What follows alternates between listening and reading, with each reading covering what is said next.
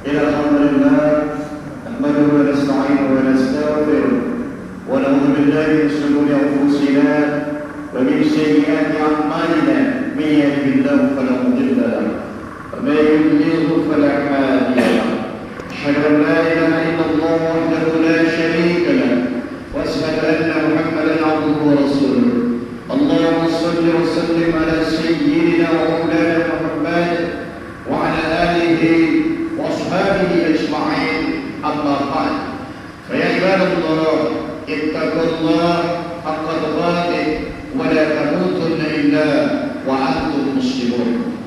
Judul khutbah 3 nasihat Malaikat Jibril kepada baginda Muhammad sallallahu alaihi wasallam. Masyarakat muslimin, jemaah sidang Jumat yang dimuliakan Allah Subhanahu wa taala. Mari kita senantiasa memanjatkan puja dan puji syukur kehadirat Allah Subhanahu wa taala yang telah melimpahkan rahmat, hidayah dan limpahan nikmatnya untuk kita semua, sehingga pada hari yang mulia ini kita melaksanakan salah satu kewajiban kita untuk melaksanakan salat Jumat secara berjamaah. Mudah-mudahan dengan segala nikmat itu akan menjadikan kita manusia-manusia yang bersyukur kepada Allah Subhanahu wa taala. Salawat dan salam kita persembahkan kepada manusia yang agung, manusia yang mulia, khatamul anbiya, teladan bagi umat manusia, baginda Rasulullah Muhammad sallallahu alaihi wasallam yang telah menuntun kita ke arah jalan kebenaran dalam naungan cahaya dinul Islam. Hadirin yang dimuliakan Allah, dengan iman yang mulia ini, izinkanlah kami sebagai khatib memberikan wasiat, memberikan peringatan kepada hadirin, terutama memberikan peringatan kepada diri kami pribadi.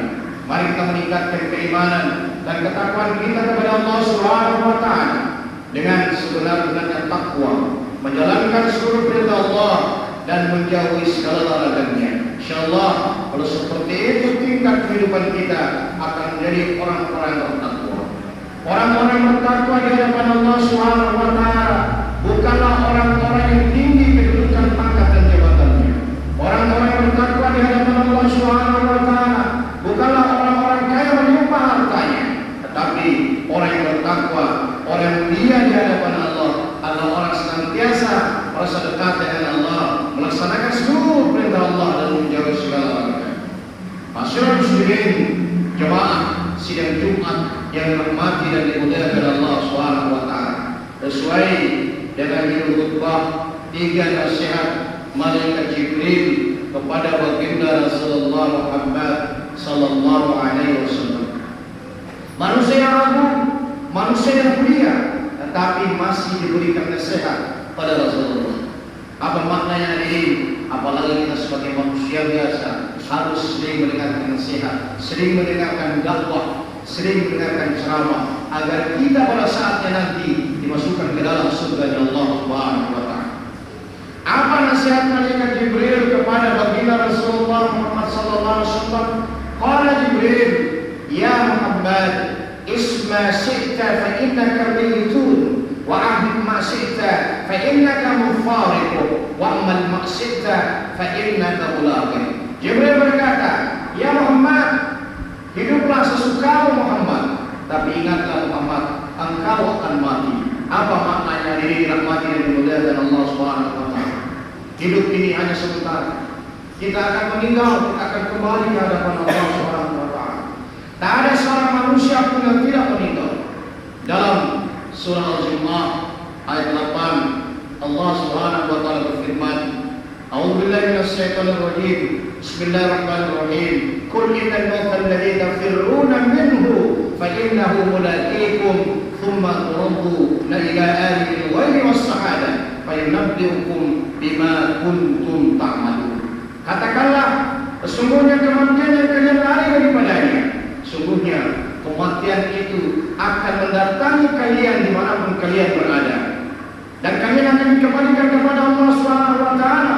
Allah yang mengetahui yang baik dan yang nyata, dan pada saat itu Allah Subhanahu wa taala akan memberitakan, akan menceritakan tentang apa-apa yang kita kerjakan di atas muka bumi Allah Subhanahu wa taala. Oleh karena itu hadirin dirahmati dan dimuliakan Allah, Kita semua pasti akan mati. Dan yang paling dasar adanya kehidupan setelah kematian. Untuk apa? Kullukum ra'in wa kullukum mas'ulun an ra'iyatihi. Setiap kalian adalah pemimpin dan setiap pemimpin akan diminta bertanggungjawabannya di hadapan Allah Subhanahu wa taala. Mungkin kita terlalu jauh berbicara tentang presiden, gubernur, bupati, camat dan sebagainya. Mari kita bertanya pada diri kita. Kita bisa menjadi pemimpin untuk diri kita. Apakah kita sudah betul-betul memimpin kedua mata kita untuk menatap pada kebaikan, atau justru kita arahkan menatap pada kemaksiatan dilarang oleh Allah Subhanahu wa taala? Apakah kedua telinga kita sudah kita pimpin dengan baik, mendengarkan ayat-ayat Allah, mendengarkan para pendakwa berceramah, berdakwah, ataukah justru kita mendengarkan kemaksiatan yang dilarang oleh Allah Subhanahu wa taala? Apakah sudah betul-betul menjaga mulut kita dari ghibah, mengunjung orang lain, atau justru kita jaga mulut kita untuk membaca Al-Quran, berbicara yang baik-baik? Hadirin dirahmati dan dimuliakan oleh Allah Subhanahu wa taala. Apakah betul kita sudah menjaga kedua tangan kita? Apakah kita sudah mengambil barang-barang dihalalkan oleh Allah Subhanahu wa taala, atau justru kedua tangan kita mengambil barang-barang dihalalkan oleh Allah Subhanahu wa taala, mengambil barang-barang bukan hak kita? Jaga tangan kita diri dirahmati dan dimuliakan Allah Subhanahu wa taala. Selanjutnya, apakah kita sudah menjaga kedua kaki kita untuk selalu berjalan pada kebaikan, berjalan menuju masjid Allah, atau justru kita lebih sering berjalan pada kemaksiatan dilarang oleh Allah Subhanahu wa taala? Seluruh panca indera kita akan diminta bertanggungjawabannya di hadapan Allah Subhanahu wa taala. Oleh karena itu hadirin yang dirahmati dan dimuliakan Allah Subhanahu wa taala, sebelum kematian itu datang, mari kita bertobat kepada Allah, mohon ampun kepada Allah. Hari ini patut kita bersyukur karena kita masih diberi kehidupan. Sudah banyak saudara-saudara kita yang telah kembali kepada Allah dan mereka tidak punya kesempatan untuk bertobat kepada Allah. Oleh karena itu, mari kita gunakan waktu yang sangat sedikit ini untuk senantiasa terus mendekatkan diri kepada Allah Subhanahu wa taala. Ingatlah hadirin, silakan berbuat sesukamu, tetapi ingat kalian akan mati. Maknanya, mari kita mendekatkan diri kepada Allah Subhanahu wa taala. Masyarakat muslimin yang dirahmati dan dimuliakan Allah Subhanahu wa taala, pesan malaikat Jibril yang kedua kepada Rasulullah sallallahu alaihi wasallam, wa ahib ma syi'ta fa innaka mufariqun. Muhammad, cintailah apa yang engkau cintai. Yakinlah Muhammad, semua yang engkau cintai akan engkau tinggalkan. Apa yang kita cintai? Jabatan, semua akan kita tinggalkan. Harta, semua akan kita tinggalkan. Mobil mewah, rumah mewah, tanah melimpah, semua akan kita tinggalkan. Istri kita cintai, kita tinggalkan. Suami kita tinggalkan. Anak-anak, keluarga kita tinggalkan. Hadirin rahmati dan dimuliakan Allah Subhanahu wa taala. Silakan mencintai dunia, silakan. Tapi mari kita lebih mencintai Allah Subhanahu wa taala. Kita cintai Allah Subhanahu wa taala dengan apa?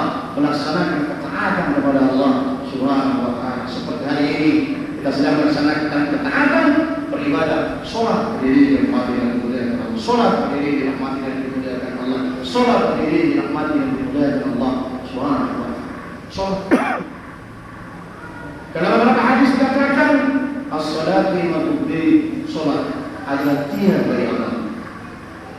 Seandainya kita membangun pondasi rumah, harus kuat, semennya harus banyak, pasirnya harus bagus, bakunya harus bagus, agar pondasi rumah kita kuat. Tidak mungkin kita mencampur semen dengan tanah, mungkin beberapa saat akan rubuh rumah kita. Demikian juga kalau kita membangun rumah dari kayu, kita akan memilih kayu terbaik, mungkin kayu jati, agar kita dapat menikmati kekuatan kayu jati agar tidak rubuh diri. Demikian juga barang siapa yang melaksanakan ibadah sholat, sesungguhnya dia telah menguatkan agama. Dan barang siapa yang tidak melaksanakan sholat, sesungguhnya dia telah meruntuhkan dan merobohkan agama yang dirahmati dan dimuliakan Allah Subhanahu wa taala. Yang kedua, as-salatu miftahul jannah. Salat adalah kunci surga. Jika kita ingin masuk ke surga, harus punya kunci yang ma'asyiral muslimin yang dimuliakan Allah Subhanahu wa taala. Kalau kita tidak punya kunci, yakinlah kita tidak akan pernah bisa masuk ke dalam surga Allah Subhanahu wa taala. Dan salah satu kunci surga adalah sholat. Tetapi kenapa kita sangat begitu malas untuk sholat? Seandainya hari ini kita dipanggil oleh pimpinan kita, bupati, gubernur harus datang ke rumahnya, mungkin saat ini kita tinggalkan urusan dunia, kita datang. Tapi kemana ketika kita dipanggil oleh Allah Subhanahu wa Ta'ala? Mana panggilan Allah itu hanya dilakukan Allah? 5 kali sehari semalam Allah memanggil kita. Mana panggilan itu? Allahu Akbar, Allahu Akbar, Allahu Akbar, Allahu Akbar. Itu panggilan Allah. Allah Maha Besar. Allah Maha Besar. Kalau sudah mengaku bahwa Allah itu Maha Besar, yang sedang bertani tinggalkan pertanian, yang sedang berdagang tutup kemudian tinggalkan perdagangannya, yang sedang rapat tinggalkan rapatnya. Tidak ada kepentingan yang mulia, tidak ada keutamaan yang mulia selain keutamaan dan keutamaan memenuhi panggilan Allah Subhanahu wa Ta'ala. Dan kenapa kita malas? 5 kali sehari semalam dipanggil oleh Allah Subhanahu wa Ta'ala. Kemana kita pada saat asyar itu? Maghrib, isya, subuh, dan juga zuhur. Sama hadirin dalam materi yang dimuliakan. Di surat wajib bagi kita.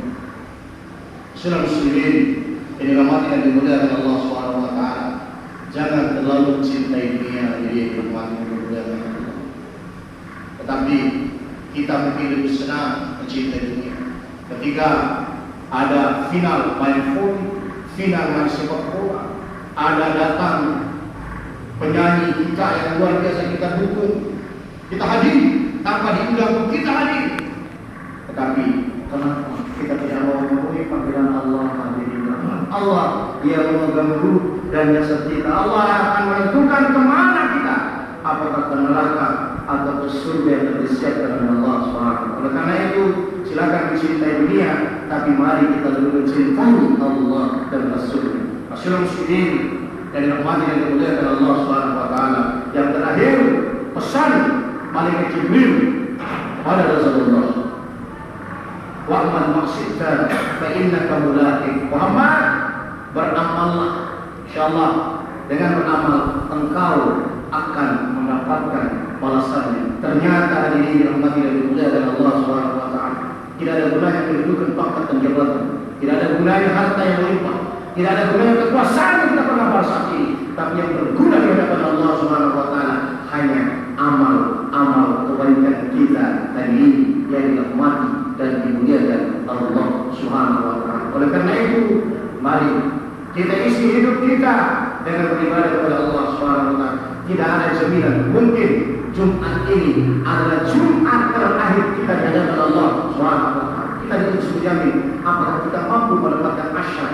Karena azal itu hadirin rahmati dan dimuliakan Allah, saat-saat pun akan ditarik azal kita oleh Allah Subhanahu wa Ta'ala. Masyaallah muslimin yang dirahmati dan dimuliakan Allah Subhanahu wa Ta'ala, Rasulullah adalah penghulu para nabi.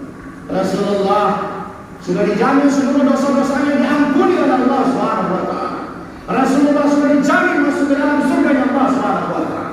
Apakah pernah mendengar Rasulullah meninggalkan sholat, mengambil khusus sholat berjemaah? Tidak pernah.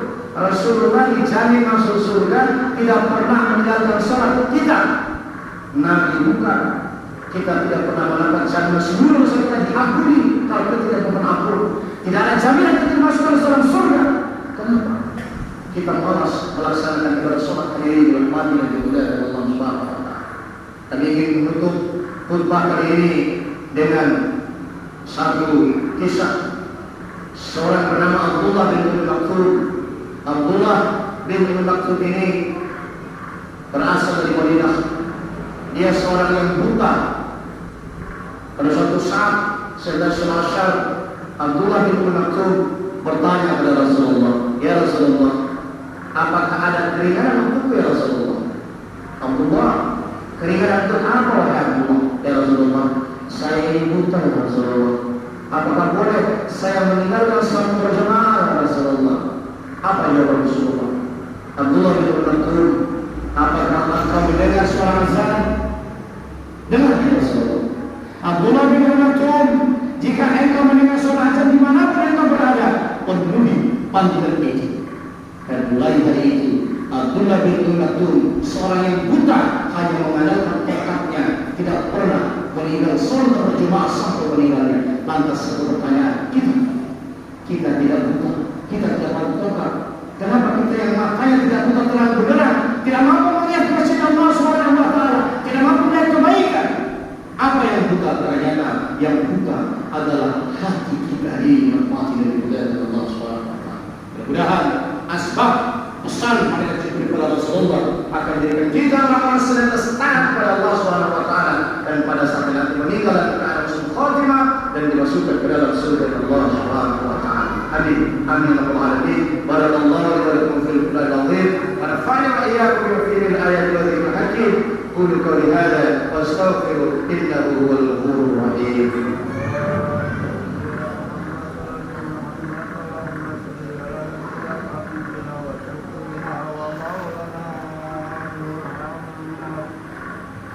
Alhamdulillah, alhamdulillah rabbil alamin, hamdan katsiran kama amara.